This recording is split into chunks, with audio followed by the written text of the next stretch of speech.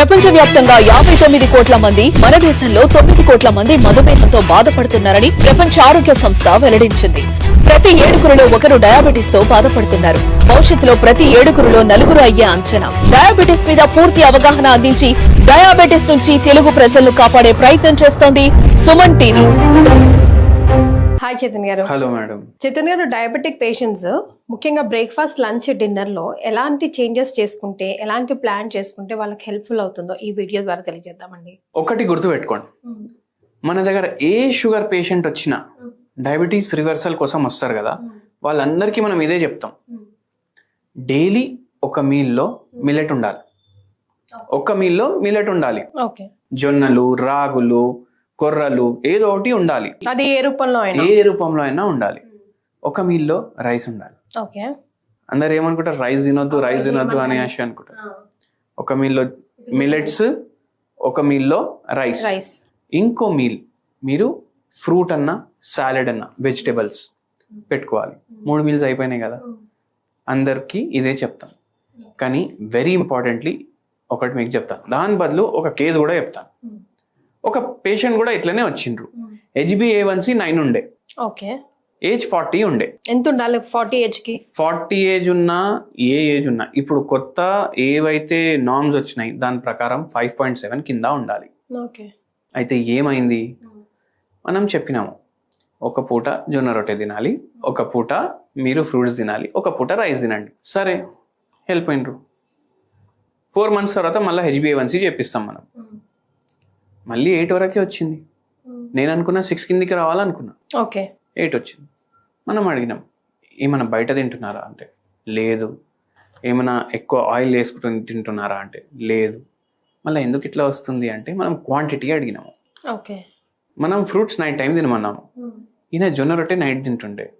మళ్ళీ ఒకవేళ జొన్న రొట్టె నైట్ తింటే కూడా ఒకటే జొన్న రొట్టె తినాలి. ఈ సార్ 5 జొన్న రొట్టెలు తింటారు. 5 చాలా ఎక్కువ, చాలా టూ మచ్. అది నైట్ టైం. అయితే ఎందుకు అంత అంటే నాకు ఆకలి అవుతుంది, నేను కంట్రోల్ చేసుకోలేకపోతున్నా అని అన్నారు. అయితే వెరీ ఇంపార్టెంట్లీ ఏంటంటే మీరు ఏ ఫుడ్ తిన్నా దాంట్లో మనకు క్యాలరీస్ గురించి ఐడియా ఉండాలి. డెవలప్ నేషన్స్ ఉంటాయి కదా, US, UK, ఆడ చిన్న చిన్న పిల్లలకి స్కూల్లో నేర్పిస్తారు ఇది తింటే నీ క్యాలరీలు అనేసి. మన దగ్గర అది నేర్పియారు. కడుపు నిండాలనే చూస్తామే. కడుపు నిండా తిన్నారా లేదా అని ఆలోచిస్తారు అందరు. అవునండి. ఇక్కడ వరకు తినాలి అనేసి ఉంటుంది. జర లావు ఉంటే అరే హెల్దీ ఉన్నాను అనేసి అనుకుంటారు. అయితే అది ప్రాబ్లం. అయితే ఇక్కడ ఏమైతుంది, ఎక్కువ క్యాలరీలు పోతున్నాయి, ఇంకా షుగర్ పెరుగుతుంది. అయితే మనం ఏం చేసినాము, నైట్ టైం ఒక జొన్న రొట్టె, ఏ కర్రీ తింటారు తినండి, కానీ కర్రీ ఏదైతే తింటారు అది ఫ్రైడ్ కర్రీ ఉండొద్దు. ఓకే. బెండకాయ ఫ్రై ఉండొద్దు, పులుసు ఉండాలి. దొండకాయ ఫ్రై ఉండొద్దు, ఏదైనా పులుసు చేసుకోవాలి. మీరు నాన్ వెజ్ తింటే కూడా చేపలు ప్రిఫర్ చేయండి, అది కూడా పులుసు. మీరు ఒకవేళ ఫ్రైడ్ ఫుడ్ తింటే ఇంకా ఎక్స్ట్రా క్యాలరీస్ పోతాయి. సో ఆ తప్పు చేయొద్దు నైట్. మళ్ళీ లంచ్ టైంలో మీకు కావాలంటే ఫ్రూట్స్ తినండి అని చెప్పినాను. Preferably fruits night time. And very important ఏంటంటే మార్నింగ్ మీరు బ్రేక్ఫాస్ట్ తింటే ఇడ్లీలు కానీ దోశలు కానీ తింటారు కదా, మీకు ఎంత తినాలనిపిస్తే దానికన్నా సగం తినాలి. మార్నింగ్ బ్రేక్ఫాస్ట్లో సగం క్యాలరీలు తీసేసినాము. మధ్యాహ్నం ఏమో జొన్న రొట్టె తింటే దాంట్లో కూడా ఈయన అయితే 5-6 తింటుండే, కానీ 2 తినేటోళ్ళు ఉంటారు మ్యాక్సిమం. దాంట్లో సగం క్యాలరీలు తీసేసినాం. నైట్ టైం ఒక ఫ్రూట్ బౌల్ పెట్టినాము. అయితే 50% క్యాలరీస్ మనం ఫస్ట్ 2 మీల్స్లోకి వెళ్ళి తీసేసినాం. ఫ్రూట్స్లోకి వెళ్ళి కూడా క్యాలరీస్ తక్కువ పోతాయి బాడీలో, అక్కడ కూడా క్యాలరీస్ తీసేసినాం. దాంతోపాటు హోమియోపతి మెడిసిన్స్ ఇస్తాము. అట్లా మనం పేషెంట్కి షుగర్ రివర్స్ చేస్తాము. అండ్ ఇదే బెస్ట్ డయట్ అంట నేను షుగర్ పేషెంట్లకు. ఇన్ బిట్వీన్ ఒకవేళ చీట్ స్నాక్ చేయాలనుకుంటే, చేయాలంటే ఒకటి గుర్తు పెట్టుకోండి, రోడ్ మీద నేను పోతుండే నాకు బజ్జీలు దుకాణం కనిపించింది, అక్కడ నేను పునుగులు తినేసిన అనేసి నడవదు. ఎందుకు నడవదు, full of calories, full of maida. మనం ఏమనుకుంటాం, పునుగులు ఏమో ఇడ్లీ పిండితో చేస్తారు అనుకుంటారు. ఆడు మైదా కలిపితే మనకి ఎట్లా తెలుస్తుంది?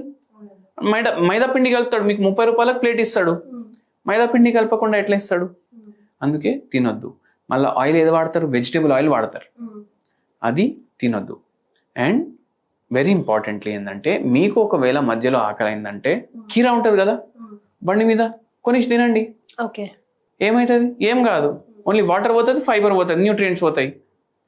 అవునా కదా? క్యాలరీలు ఎంత, ఒక చాలా 5% క్యాలరీస్ కూడా ఉండవు దాంట్లో. సో అట్లా చేయండి మీరు. ఇట్లా చేసుకుంటా మనం క్యాలరీస్ తగ్గించుకోవచ్చు. ఓకే. అండ్ డయాబెటిక్ రివర్సల్లో కూడా హెల్ప్ చేస్తుంది అనమాట. అండ్ మీకు హోమియోపతి తీసుకుంటే రివర్స్ అవుతుంది డయాబెటీస్. అంటే ఓన్లీ మనకు కంట్రోల్ అవ్వడం కాదు, రివర్స్ అవుతుంది. అంటే మీ బాడీ లోపటి నుంచి డయాబెటీస్ పోతుంది, ఇంకా శాశ్వతంగా పరిష్కారం అవుతుంది. రైట్. అంటే జనరల్ గా చైతన్య గారు ఆకలి ఎక్కువ అవుతుంది షుగర్ పేషెంట్స్ కి అని అంటూ ఉంటారు కదా, మరి ఆ క్రేవింగ్స్ ఎట్లా అండి కంట్రోల్ చేసుకోవడం? చూడండి, మన మైండ్ అన్నిటికన్నా స్ట్రాంగ్. మనం స్ట్రెస్లో ఉంటే బజ్జీలు కూడా తినాలనిపిస్తుంది, బిర్యానీ కూడా తినాలనిపిస్తుంది, ఐస్ క్రీమ్లు కూడా తినాలనిపిస్తుంది. కానీ తినకండి. ఎందుకంటే అన్నిటికైనా ముఖ్యం అంటే ఏంది మనకు? మన హెల్త్. మన హెల్త్ మంచిగా ఉంటేనే మనకు ఏది కావాలి అది మనం తినొచ్చు.